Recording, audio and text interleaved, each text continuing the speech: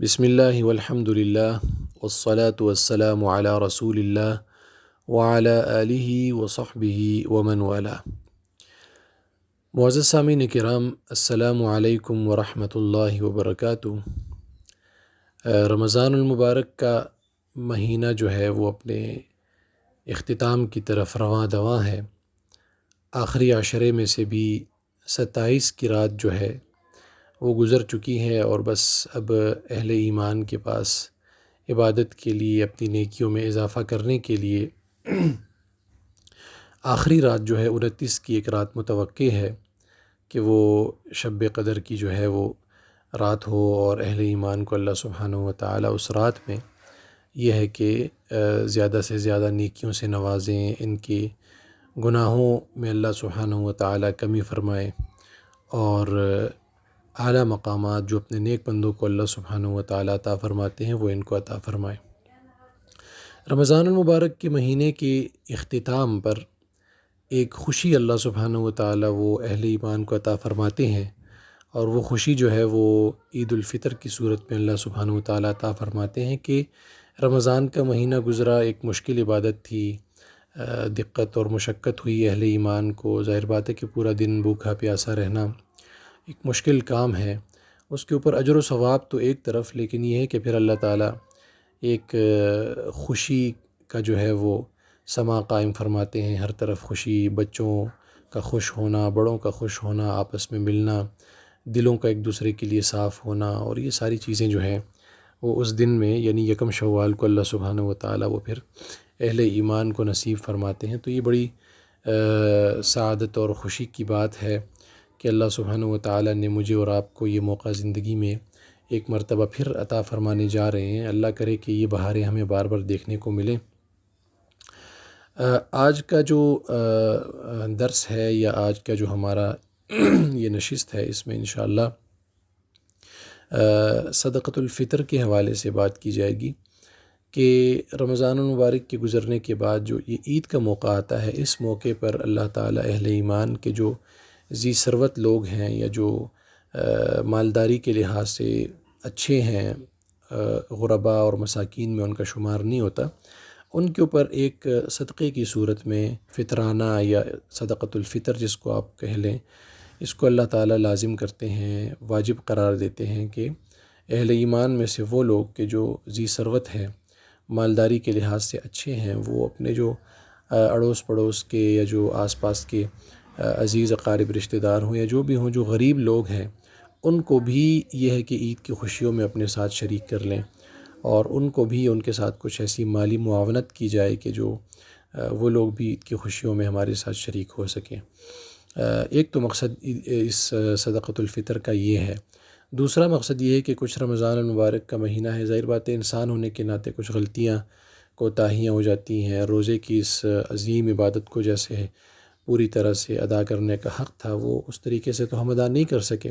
تو جو کمی کوتاہی ہوتی ہے وہ اس صدقے کے ذریعے سے اللہ تعالیٰ اس کو بھی پورا فرما دیتے ہیں۔ تو صدقۃ الفطر جو ہے وہ واجب ہوتا ہے ہر اس مسلمان کے اوپر کہ جو عاقل ہو، بالغ ہو، اور اس کے پاس اتنا مال ہو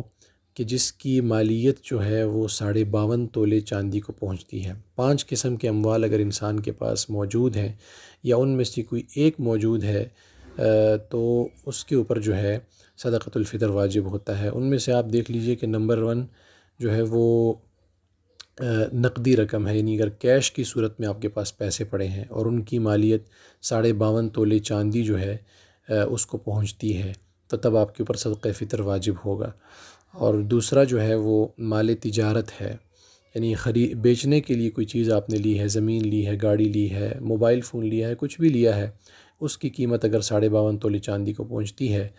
تو اس پہ بھی آپ کے اوپر جو ہے وہ صدقۃ الفطر واجب ہو جائے گا۔ تیسرا جو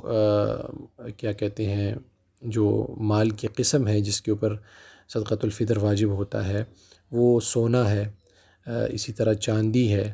اسی طرح گھر میں جو زائد چیزیں پڑی ہوتی ہیں، یعنی آپ کے استعمال سے جو زائد ہیں، یعنی وہ چیزیں کہ جو گھر میں پڑی ہوئی ہیں اور آپ کے استعمال میں نہیں ہیں، ان میں کوئی بھی چیز آ سکتی ہے گھر کے اندر، جو اضافی برتن ہوتے ہیں جو آپ نے ڈیکوریشن کے لیے الماریوں میں رکھے ہوئے ہیں، یا اسی طرح کچھ گاڑی ایسی ہے کہ جو آپ نے خریدی ہے لیکن بالکل استعمال نہیں ہو رہی، سائڈ پہ کھڑی ہے، موٹر سائیکل ہے، کوئی موبائل فون آپ نے لے کے رکھا ہوا ہے اور بس کو استعمال نہیں ہو رہا، کپڑے ہیں، کوئی بھی چیز آپ لے لیں، تو ان تمام چیزوں کی جو مجموعی مالیت ہے، اگر 52.5 تولے چاندی کو پہنچتی ہے تب بھی صدقۃ الفطر جو ہے وہ واجب ہوگا، اور اگر ایک ایک کر کے الگ الگ ہر ایک کی پہنچتی ہے تب بھی واجب ہو جائے گا۔ تو یہ تو پہلی بات ہو گئی۔ دوسری بات یہ کہ صدقۃ الفطر جو ہے وہ کس کے اوپر واجب ہے، کون شخص جو ہے وہ صدقۃ الفطر ادا کرے گا؟ تو اگر مرد کے پاس اتنی مالیت کے پیسے ہیں تو وہ بھی ادا کرے گا، اور اگر عورت کے پاس ہیں تو وہ بھی ادا کرے گی، دونوں کے اوپر واجب ہو جاتا ہے، بشرطے کہ مرد اور عورت جو ہیں وہ دونوں کیا ہوں، عمر میں بالغ ہوں، یعنی بڑے ہوں۔ پھر دوسری بات یہ سمجھ لیجئے کہ جو چھوٹے بچے ہوتے ہیں، نابالغ بچے جو ہوتے ہیں، ان کا صدقۃ الفطر بھی باپ کے ذمے ہوتا ہے، یعنی اگر باپ خود ادا کرنے کا ذمہ دار ہے اور کیا کہتے ہیں اس کے اوپر صدقۃ الفطر واجب ہے، تو اس کے بچوں کے اوپر بھی واجب ہوگا، اور اس کے جو بچے ہیں ان کی طرف سے بھی باپ ادا کرے گا۔ لیکن جو ماں ہے وہ صرف اپنا ادا کرے گی، وہ اپنے بچوں کی طرف سے ادا نہیں کرے گی۔ جو تیسری بات ہے وہ یہ ہے کہ صدقۃ الفطر اب دیا کس کو جائے، اس کے مستحق لوگ کون ہیں؟ تو اس کے مستحقین وہی لوگ ہیں کہ جو زکوٰۃ کے مستحق ہوتے ہیں، یعنی وہ لوگ کہ جو زکوٰۃ لینے کے مستحق ہیں، فقراء ہیں، مساکین ہیں، انتہائی حد درجے کے جو غریب لوگ ہوتے ہیں، جن کے پاس نصاب کے بقدر مال بھی نہیں ہوتا، اور گھریلو حالات جو ہیں وہ بھی ان کے ٹھیک نہیں ہوتے، تو وہ جو زکوٰۃ کے مصارف ہیں جتنے بھی ہیں وہ انہی لوگوں کو آپ صدقۃ الفطر بھی آپ دے سکتے ہیں۔ اور آخری بات جو ہے وہ اس حوالے سے ہے کہ اس کا وقت کب شروع ہوتا ہے؟ تو وقت اس کا عید الفطر کے دن، یعنی یکم شوال کو، رمضان جو ہی ختم ہوا، 30 روزے پورے ہوئے یا چاند 29 کو نظر آیا اور روزے ختم ہوئے، اب جب یکم شوال شروع ہوگا تو یکم شوال کی صبح صادق کے طلوع کے وقت، یعنی جس وقت ہم سحری کا اختتام کرتے ہیں اور اذان فجر ہوتی ہے، اس وقت یہ واجب ہو جاتا ہے۔ تو یہ دینا جو ہے ہر حال میں ضروری ہے۔ بہتر یہ ہے کہ عید سے پہلے رمضان میں ہی دے دیا جائے، غرباء اور مساکین جو ہے ان کو تلاش کیا جائے اور ان کو یہ صدقہ جو ہے وہ دے دیا جائے، تاکہ وہ اپنے لیے کچھ خرید و فروخت یا جو بھی انہوں نے کرنا ہے اس کا بندوبست کر سکیں۔ اور یہ ہے کہ اگر اس وقت آپ نہ دے سکیں، بعد میں بھی دے سکتے ہیں، کوئی وقت اس کے لیے متعین نہیں ہے، عید کے دن بھی دے سکتے ہیں، عید کی دن کے بعد دوسرے دن، تیسرے دن بھی دے سکتے ہیں، لیکن بہتر یہ ہے کہ عید سے پہلے دے دیا جائے، تاکہ وہ بھی عید کی خوشیوں میں ہمارے ساتھ شریک ہو سکیں۔ اور ایک بات اور ہے، وہ یہاں پر یہ ہے کہ کتنی رقم جو ہے وہ دی جائے گی صدقۃ الفطر کی اس مد میں، تو اس کے لیے یہ ہے کہ مختلف قسم کی جو ہے نا وہ کیٹیگریز بنائی گئی ہیں۔ حدیث کے مطابق 4 قسم کی چیزیں ہیں، یعنی گندم کے مطابق آپ دے سکتے ہیں، جو کے مطابق دے سکتے ہیں، اور کھجور اور کشمش کے مطابق آپ صدقۃ الفطر دے سکتے ہیں۔ تو یہ جو کیٹیگریز بنائی گئی ہیں، یہ ہر بندے کی اپنی مالی حیثیت کے مطابق بنائی گئی، یعنی ہر بندہ اپنے آپ کو دیکھے گا، ٹٹولے گا کہ ان میں سے کس کی جو مالیت کی جو ہے وہ میں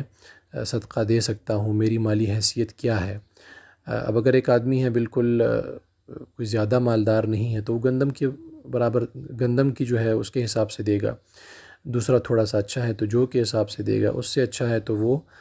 کھجور کے حساب سے دے گا، اور بہت ہی اچھا ہے، اللہ تعالیٰ نے بہت ہی فراوانی کی ہے تو کشمش کے حساب سے دے گا۔ تو اپنی حیثیت کو خود دیکھ کے انسان جو ہے وہ فیصلہ کرے کہ میں نے کس حساب سے دینا ہے۔ تو جو مختلف دارالافتاؤں کی جانب سے جو اس کی رقم متعین کی گئی ہے وہ یہ ہے کہ اگر گندم کے حساب سے دینا ہے تو ایک بندے کا صدقہ جو ہے وہ 300 روپے ہے، اور جو اگر آپ نے جو کے حساب سے دینا ہے تو وہ 400 ہے۔ اسی طرح اگر کھجور کے حساب سے دینا ہے تو وہ 1780 روپے ہے، اور اگر آپ نے کشمش کے حساب سے دینا ہے تو وہ 2550 روپے ہے۔ تو یہ 4 جو ہے نا وہ کیٹیگریز ہیں، آپ اپنی مالی حیثیت کو خود دیکھیں، اور فیصلہ جو ہے وہ چونکہ آپ کا اور اللہ کا ہے، تو اس حساب سے آپ دیکھیں کہ آپ کس نمبر پہ آتے ہیں، تو اس حساب سے صدقۃ الفطر جو ہے اس کی ادائیگی کی جا سکتی ہے۔ اللہ سبحانہ و تعالی ہمیں عمل کرنے کی توفیق عطا فرمائے، عید کی خوشیاں سب کو نصیب فرمائے، رمضان المبارک کا یہ جو مبارک مہینہ گزرا ہے اس کی برکات اور ثمرات سے ہمیں محروم نہ فرمائے، ہماری اس ٹوٹی پھوٹی عبادت کو اللہ تعالیٰ قبول فرمائے، اور آئندہ کے لیے زندگی میں بار بار یہ بہاریں، رمضان المبارک کے یہ نیکیاں کمانے کا جو ایک سیزن تھا گویا کہ، اس قسم کی جو ہے نا مواقع اللہ سبحانہ و تعالیٰ ہمیں بار بار نصیب فرمائے، خوشیاں نصیب فرمائے، سعادتیں نصیب فرمائے۔ وآخر دعوانا ان الحمد للہ رب العالمین۔